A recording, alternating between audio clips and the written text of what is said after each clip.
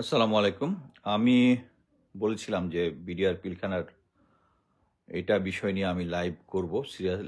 সিরিয়ালে অনেকগুলো করব। সো আজকের এটা হচ্ছে ১ম পর্ব। আমি মেইনলি কথা বলার সময় আমার এটা নিয়ে আ ৪ খণ্ড তারপরে কতগুলো সাপ্লিমেন্ট খণ্ড আছে আমি ফেসবুকে লিখেছি। এই লেখাটার মূল কারণ ছিল হচ্ছে আমাদের এই পিলখানা হত্যাকাণ্ডের সাথে আমাদের প্রতিবেশী দেশ ভারতের একটা সংশ্লিষ্টতা আছে যেটা আমরা সকলেই জানি এবং এটা কিভাবে আমার নিজের সেনাবাহিনীতে থাকাকালীন সময়ে আমার যে ইনভেস্টিগেশন এটারই হাইলাইট করে আমি পিলখানা হত্যাকাণ্ড নেপথ্যে ১, ২, ৩, ৪ তারপরে আরো কয়েকটা খুচরো কয়েকটা লিখেছি। কারণ সবকিছু কাজের ফাঁকে ফাঁকে সময়েও হয়ে ওঠে নাই, যখন হয়েছে তখনই আমি দিয়েছি।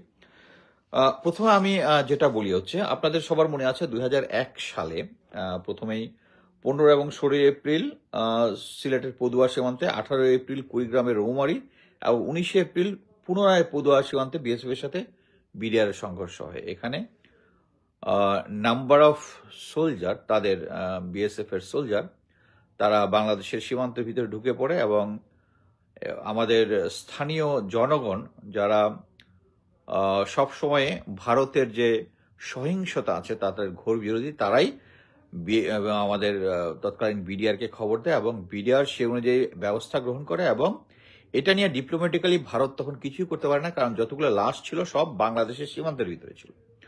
সো এইটাই ছিল তাদের হাই এজেন্ডা এবং তারা পরবর্তীতে এটা নিয়ে যখন তারা বিশ্লেষণ করলো, তারা দেখলো যে তাদের এই হেরে যাওয়ার পিছনে তাদের মূল কারণ হচ্ছে মিলিটারি অফিসার্স। আমাদের মিলিটারি অফিসাররা তো যুদ্ধের জন্য সেইভাবে প্রশিক্ষিত, কিন্তু তাদের বিএসএফ এর যে অফিসার আছে তারা হচ্ছে বিসিএস ক্যাডার টাইপ অফিসার এবং তাদের যে সমস্ত মিলিটারি যেগুলো আছে ওগুলো তো তারা হাই লেভেলের প্রশিক্ষণ তো তাদের নাই আমাদের সেনা অফিসারের জন্য। এইটাই হচ্ছে তাদের মূল কারণ।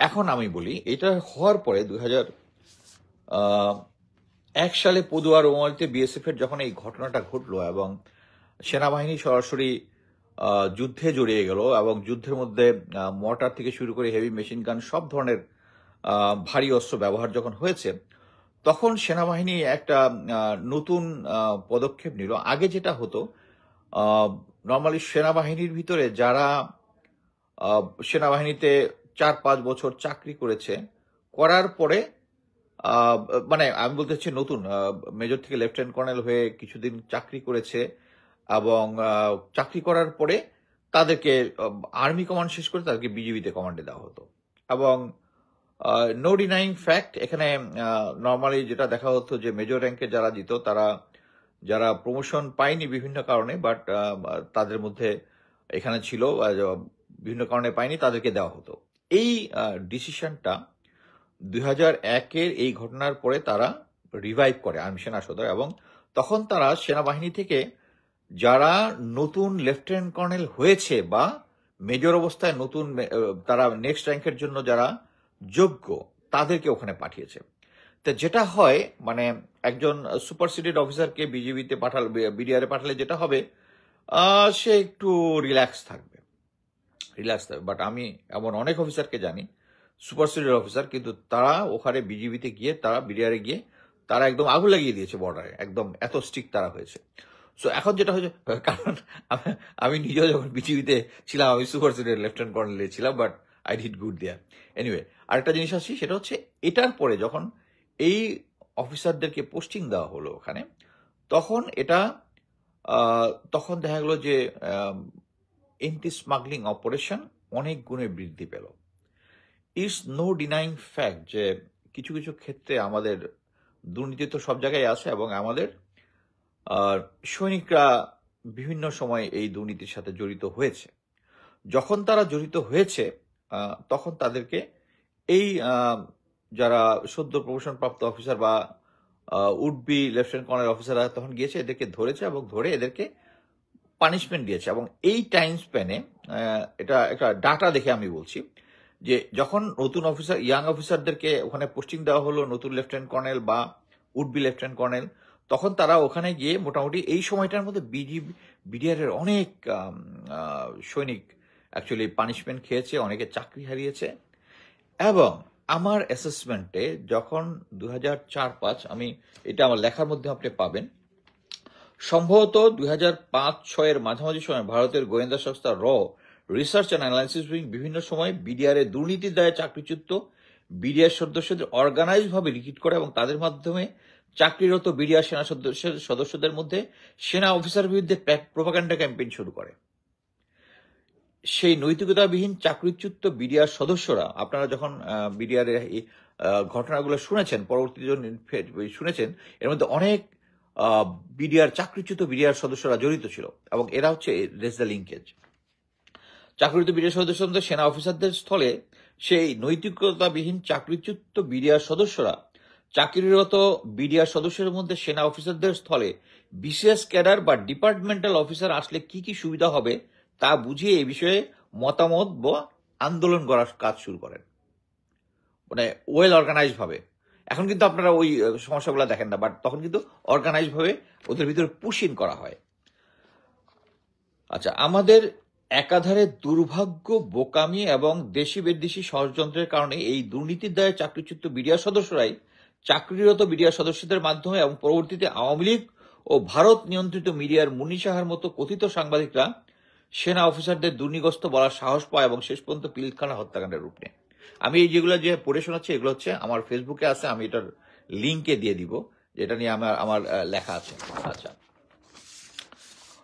খুব সুচারুভাবে চাকরিরত বিডিআর সদস্যের মধ্যে অন্যান্য ছোটখাটো দাবি দেওয়ার মোড়কে, আপনারা জানেন যে যখন তারা দিয়েছে অনেক লিফলেট টিফলেট দিয়েছে, তখন তারা করে কি অন্যান্য ছোটখাটো দাবি দেওয়ার মোড়কে বিডিআর থেকে সেনা অফিসার সরানোর মন্ত্রণা ঢুকিয়ে দেয়।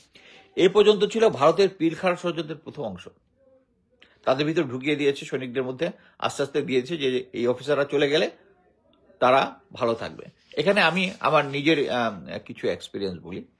আমি বিজিবিতে যখন ছিলাম, আমি মেইনলি যখন রংপুরে ছিলাম, এটা ঘটনা ভুল না, তারপরে আমি হিলি বর্ডারে ছিলাম। হিলি বর্ডার আপনি জানেন যে এখান থেকে জাস্ট 50 ফিট দৌড় দিলে আপনি ভারতে চলে যাবেন, মানে এরকম একটা ক্রাইসিস জায়গা, যেখানে মনে করেন যে 1 মিনিট যদি লাইট অফ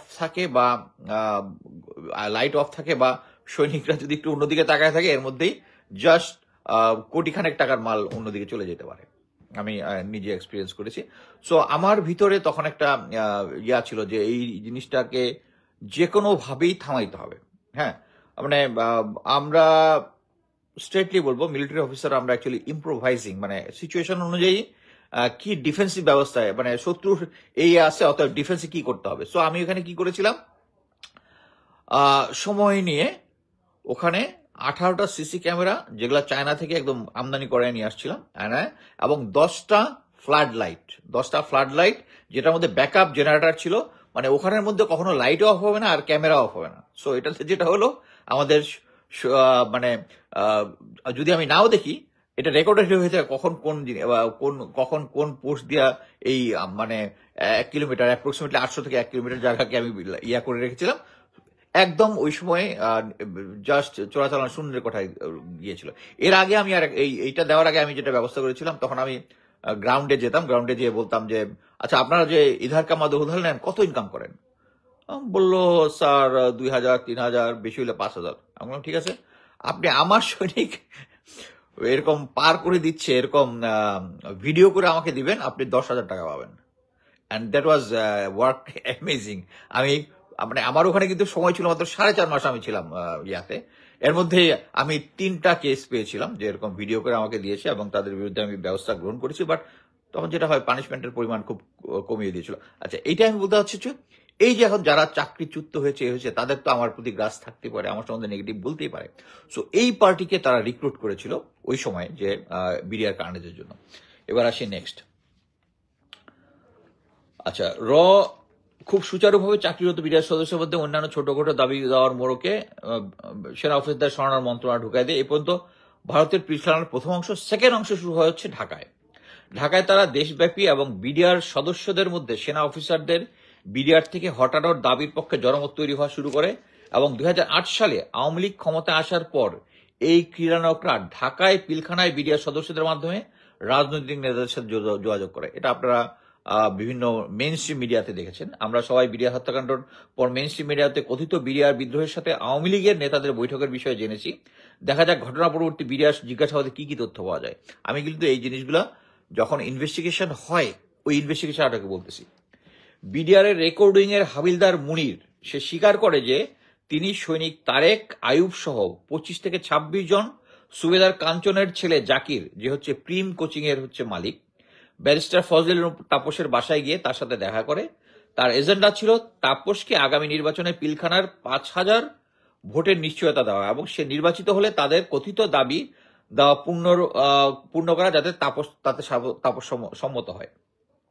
একই দল নির্বাচনে তাপসের বিজয়ের 3-4 দিন পর তাপসের অফিসে স্কাই স্টারে দেখা করে এবং তাদের দাবি দেওয়ার কথা জানালে তাপস তাদের রেশন সহ অন্যান্য কিছু দাবি মেটানোর কথা মেটানো যেতে পারে বলে জানান। মানে হয়েছে কি, এদেরকে কথা দিয়েছে, এবার নির্বাচনে জয়যুক্ত হওয়ার পরে হ্যাঁ দেখতেছি তাই আর কি।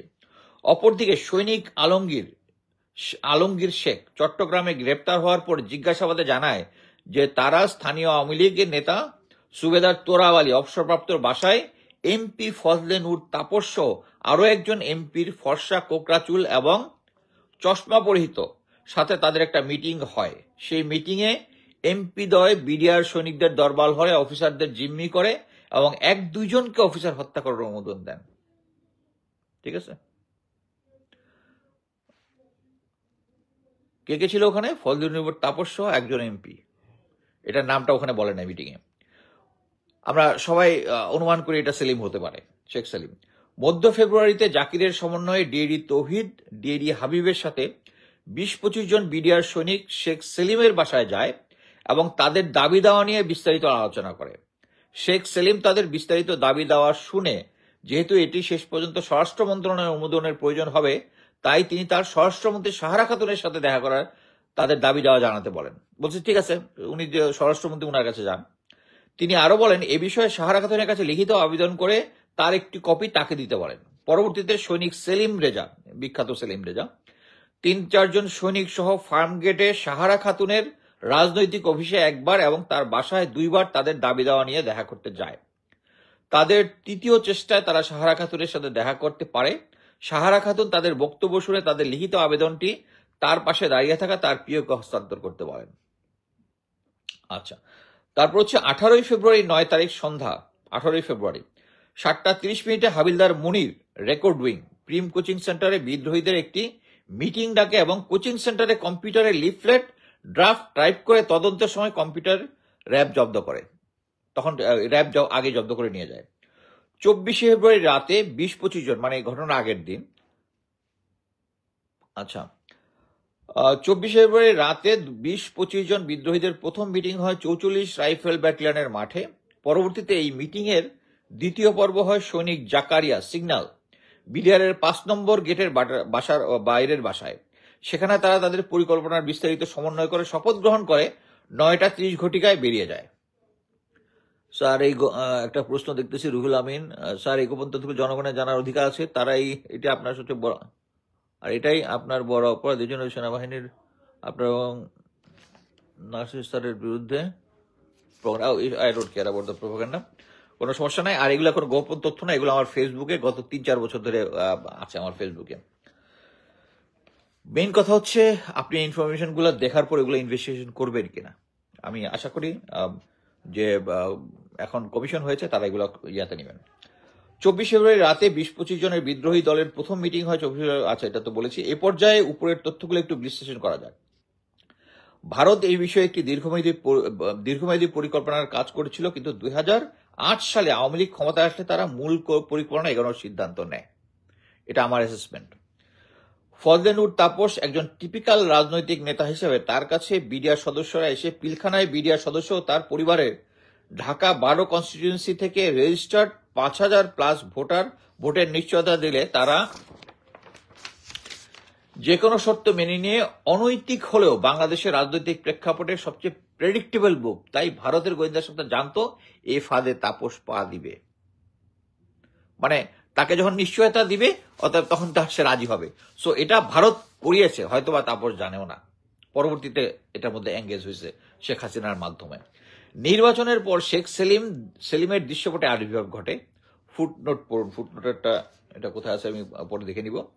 তিনি রয়ের ইশারায় কৌশলে বিষয়টি তৎকালীন স্বরাষ্ট্রমন্ত্রী সাহারা খাতুনের কাছে পাঠিয়ে দেন। আমার অনেক সিনিয়র একদল গোয়েন্দা বিশেষজ্ঞ বিশ্বাস করেন আওয়ামী লীগ ক্ষমতায় আসার সাথে সাথে সাহারা খাতুনের মতো দ্বিতীয় শ্রেণীর একজন রাজনীতিবিদকে স্বরাষ্ট্র মন্ত্রণালয়ের মতো জটিল মন্ত্রণালয়ের দায়িত্ব দেওয়া ছিল এই বৃহৎ পিলখানার ষড়যন্ত্রের অংশ। যেন ক্রিটিক্যাল সিচুয়েশনে তাকে ইচ্ছা অনুযায়ী ম্যানিপুলেট করা যায়। যা হোক, বিডিআরের সৈনিকরা সাহারা খাতুনের সাথে দেখা করেন এবং তখন পর্যন্ত সাহারা খাতুনের এই ষড়যন্ত্রের বিষয়ে কোনো ধারণা ছিল না এবং এ বিষয়ে তিনি টিপিক্যাল রাজনৈতিক নেতার মতো তাদের আবেদন করতে গ্রহণ করেন। এটার সাথে আমি সম্পূর্ণ একমত। আপনি চিন্তা করে দেখেন, সাহারা খাতুনের সাথে যদি কথা বলেছেন, আমি নিজে নেভি, আমি একটা স্ট্যাটাসে বলেছিলাম নেভি হেডকোয়ার্টারের এক সময় আমার সেই কোর্সমেট লেফটেন্যান্ট মেজর জেনারেল, এখন বর্তমানে যে বরখাস্ত জেলে আছেন, জিয়াউল হাসান আর সোহাইল, রিয়ার অ্যাডমিরাল সোহাইল, এই দুজন মিলে আমার কাছে ভুট্টো নামে একজন লোকের জন্য প্লাস আরো একজন ক্রস ফায়ারের পারমিশন নিয়েছিল সাহারা খাতুন আমার সামনে নিয়েছিল। এবং সেটাতে তার যে ম্যানেজমেন্ট, এবং দেখেছি সাহারা খাতুনের কাছে মনে হয়েছে যে হয়তো বা কারো বাসায় কাজের বিটি রাখতে হলেও যদি তার ইন্টারভিউ নেয়, তার পারফরমেন্স বলে যে চলে যান, আপনারা রাখবো না, সবকিছু মিলায়। এই লোককে সাহারা খাতুনকে বানাইছে হচ্ছে এইটা হচ্ছে প্ল্যানের অংশ। এই সময় সাহারা খাতুনের কাছে আবেদনপত্র প্রদান থেকে বাংলাদেশের রাজনৈতিক নেতৃত্বকে তাদের পরিকল্পনার প্রথম অংশের কার্যপদ্ধতিটি আলোচনা করেন। স্বাভাবিক সময় সরকারের কাছে বিডিআর এর মতো সংস্থার বিষয়ে কোনো দাবি দাওয়া আসলে সেটা বাহিনীর প্রধানের সাথে আলোচনা করার কথা।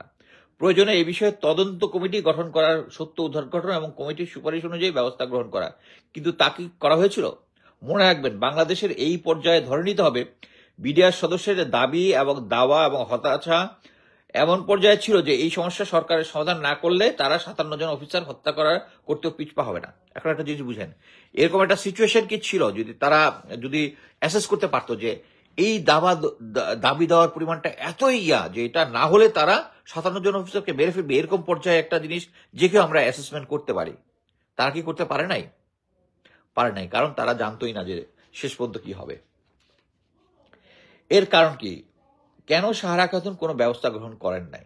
কারণ তখন তিনি মূল পরিকল্পনার একটি অংশ জেনেছিলেন। মূল পরিকল্পনা ছিল সুবিধাজনক সময়ে দরবারের সময় বিডিআর সদস্যদের ডিজি সহ সকল অফিসারদেরকে জিম্মি করে সেনা অফিসাররা দুর্নীতিবাজ অপবাদ দিয়ে তাদের দাবি দেওয়া উপস্থাপন করবে এবং আওয়ামী লীগ দুর্নীতিবাজ সেনা অফিসাররা তাদের কারিশমাটিক নেতৃত্ব দিয়ে উদ্ধার করবে। আমরা যেটা দেখেছি, এরকম সিচুয়েশন হওয়ার পরে, আমি এর আগে একটু ছোট্ট কথা বলি। আপনি পৃথিবীতে যত ধরনের হোস্টেজ সিচুয়েশন আছে, প্রথমে আপনার কি মনে আছে একটা কি বলে আনসার বিদ্রোহ হয়েছিল বিএনপির সময়, একটা আনসার বিদ্রোহ হয়েছিল। তখন কি হয়েছে? তখন অফিসাররা গেছে নেগোসিয়েট করতে, কথা বলতে, সেনা অফিসাররা, নট সিভিলিয়ান। রিসেন্টলি যদি আমরা হলি আর্টিজানও দেখি, হলি আর্টিজানে কি নেগোসিয়েশন জন্য যারা গিয়েছিল মিলিটারি অফিসার, নট সিভিলিয়ান। এই ধরনের আপনি যত পৃথিবীর ইতিহাসে যত দেখবেন, এই প্রথম বাংলাদেশে, এর আগের গুলোতে কোনো রাজনৈতিক এই প্রথম নানক, মির্জা আজম, তারা সাহসী হয়ে সাদা ফ্ল্যাগ নিয়ে তারা চলে গেছে। কি জন্য? তারা জানে this is a set game. আচ্ছা,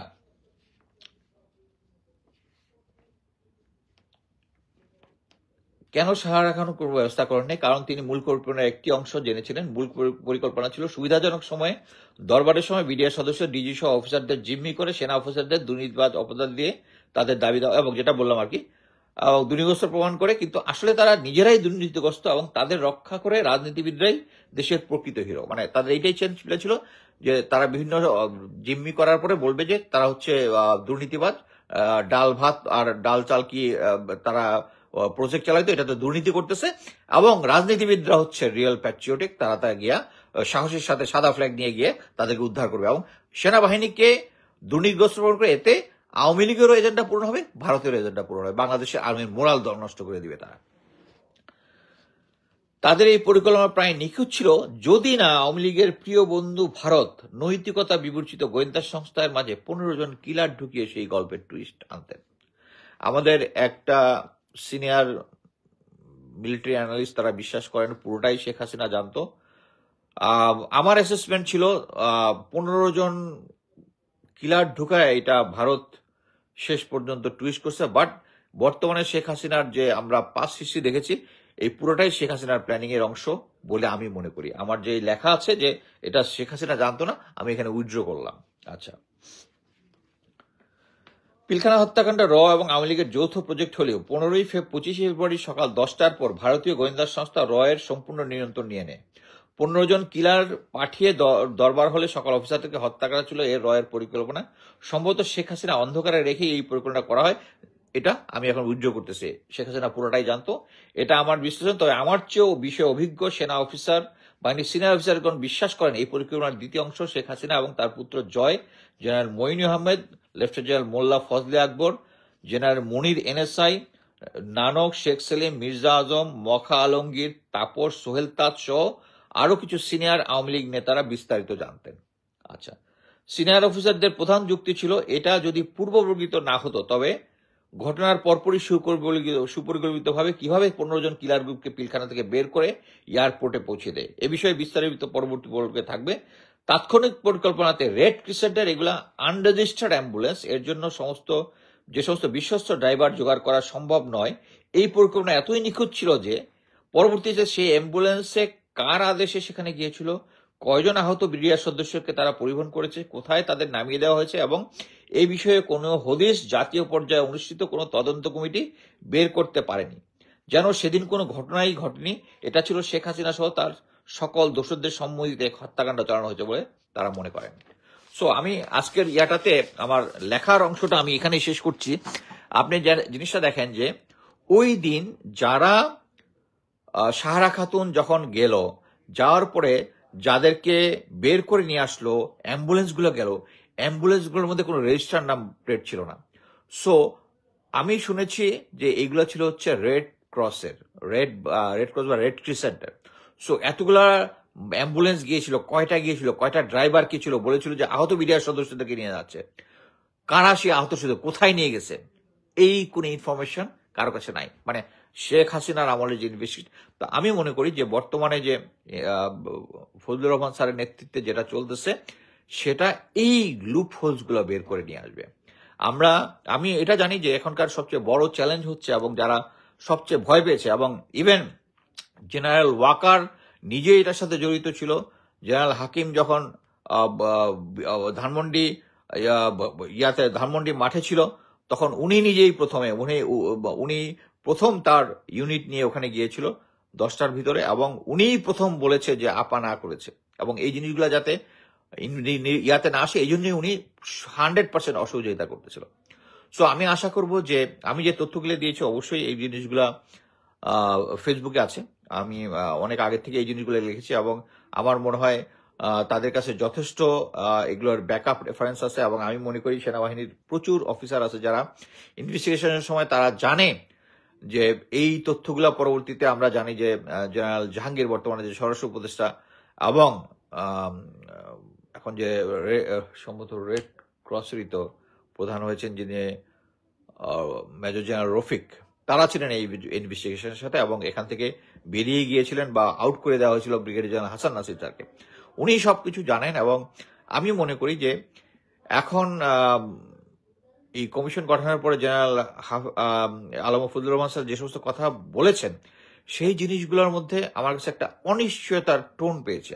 আমি জানি না, বাট আমি মনে করি মিলিটারি ওনার মতো লোক যারা ডেডিকেটেড তারা he knows how to পারসু the impossible, এবং কোনো সাক্ষী নাই, কোনো কিছু নাই, বাট পারসু করতে হবে। এটা এইভাবে জাস্ট আমি কোনো ইনভেস্টিগেশন কোনো প্রমাণ পাই নাই, কোনো সাক্ষী পাই নাই, অথবা সাক্ষীটা খুঁজে বের করতে হবে, এবং সাক্ষীটা খুঁজে বের করা সম্ভব, এবং অনেক সাক্ষী রয়েছে, অনেক ডকুমেন্ট রয়েছে। আমি যে এই জিনিসগুলা আমি পড়ে শোনালাম এগুলোর সাক্ষী প্রমাণ যেগুলো আছে এগুলো আমি সেনাবাহিনীতে থাকার সময় আমার কাছে ছিল, সেনাবাহিনী থাকার সময় আমি ছিল। সো এগুলা এই নতুন কমিশনকে বের করে আনতে হবে, এবং আমি পরবর্তী আমি সপ্তাহে অ্যাটলিস্ট একটা করার চেষ্টা করব, সময় থাকলে এর থেকে বেশি করার চেষ্টা করবো। আস্তে আস্তে আমার যে ইনভেস্টিগেশনের যে অংশগুলো আছে সেগুলো দেওয়ার চেষ্টা করব। ধন্যবাদ।